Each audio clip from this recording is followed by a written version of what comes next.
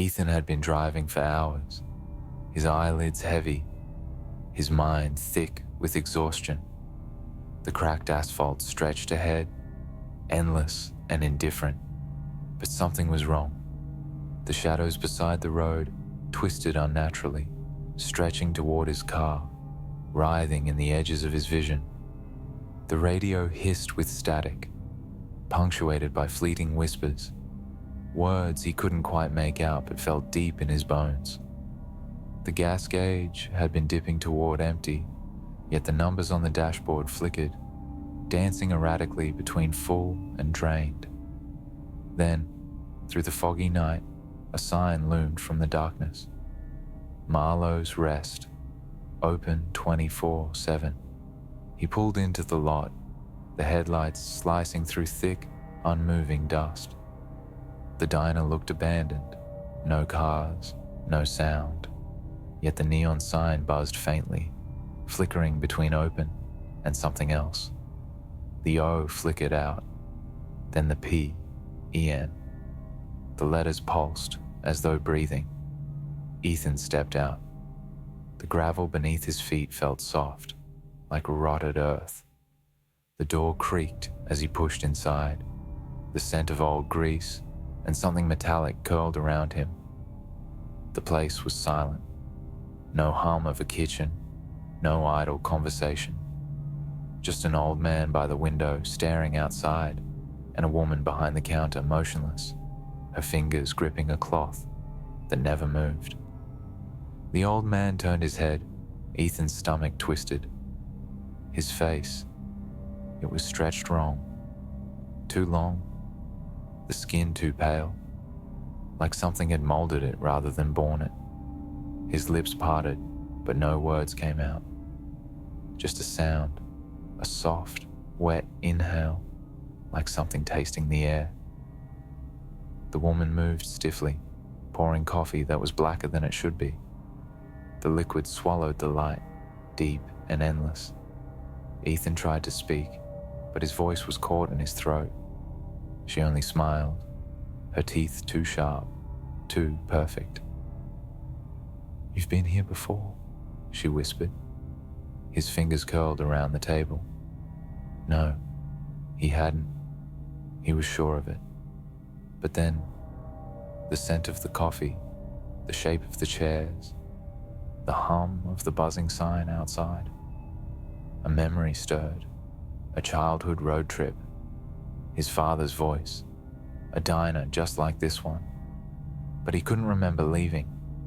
The wind outside rose to a howl, rattling the windows. The old man had turned back to the glass, but his reflection didn't match his movements. It was watching Ethan instead. A single coffee cup sat at the next booth. Steam curled from it, spelling shapes in the air, letters, shifting, forming something he didn't want to understand. He turned away, his hands shaking. He needed to leave, now. He dug into his pocket, throwing money on the table. More than enough. But when he looked down, the bills were gone. In their place sat something old, crumpled, yellowed with age. A receipt. His name was written on it. The total, 0.00. His fingers trembled as he flipped it over. On the back, smeared in what looked like ink or blood. "You never left." The woman behind the counter smiled wider, her mouth stretching beyond what was humanly possible. The door was still open, the road still waited, but Ethan knew, deep in his gut, he would never reach it.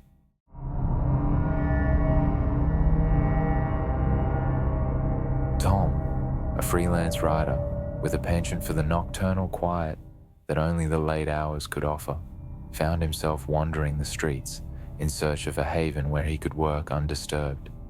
His search led him to an old, somewhat neglected bar on the edge of the city, boasting a neon sign flickering the promise of being open 24/7. It seemed like a relic from another era, the kind of place that had stories etched into its woodwork and whispers hanging in the stale air. As he pushed open the door, the creak of its hinges seemed to echo through the empty room. The interior was dimly lit, each table and chair casting long shadows that melded with the darkness. The air was tinged with the smell of old wood and whiskey. Behind the bar stood an elderly bartender, his hair as white as the apron tied around his waist. There was a quiet dignity about him, the kind that spoke of years spent listening to the tales of the lonely and lost. Grateful for the solitude and the strangely comforting presence of the old man, Tom settled into a corner with his laptop.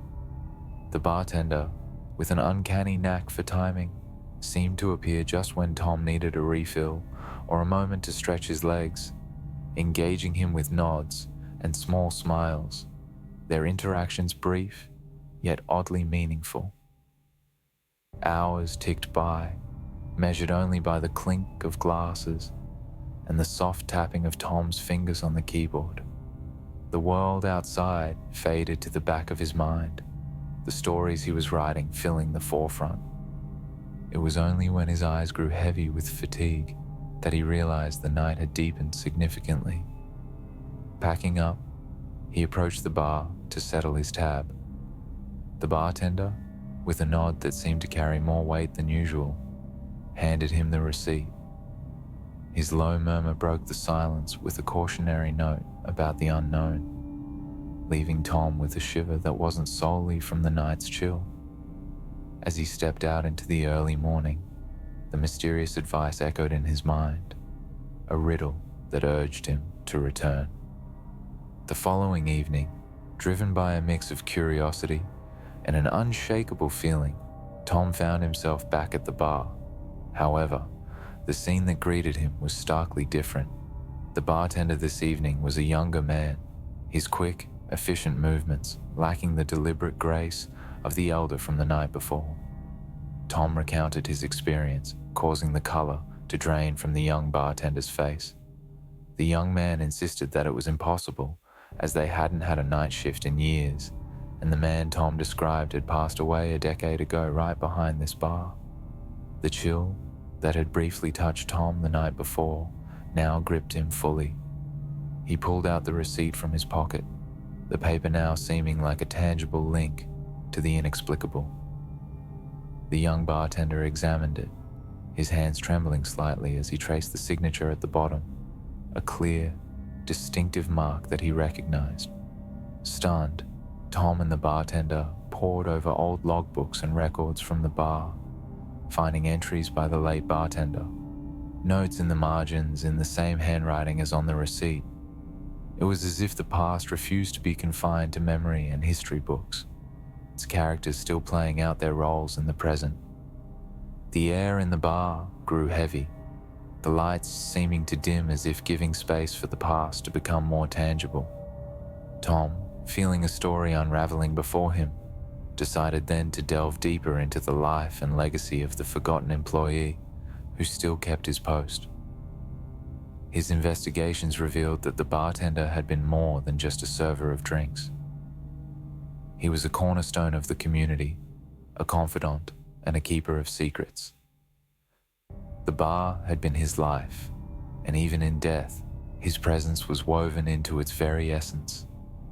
Locals, when interviewed, spoke of strange occurrences, fleeting glimpses of a figure tending the bar in the dead of night, glasses that cleaned themselves, and the faint sounds of humming that echoed through the empty rooms.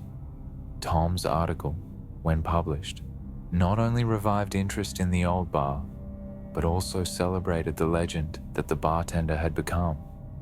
People came, some out of curiosity, others with a nostalgic yearning for a piece of the past, all finding solace in the idea that perhaps he was still there, in spirit, if not in body, watching over the place that had defined his existence. Through his writings, Tom gave life to a forgotten chapter, intertwining his voice with the echoes of the past, each keystroke a homage to the mysterious bartender who had served stories, keeping the heart of the bar beating long after his own had stopped. Some stories never truly end, and some places refuse to be forgotten. If these tales sent chills down your spine, don't forget to like, share, and subscribe for more. Stay safe, stay aware, and watch where you stop at night.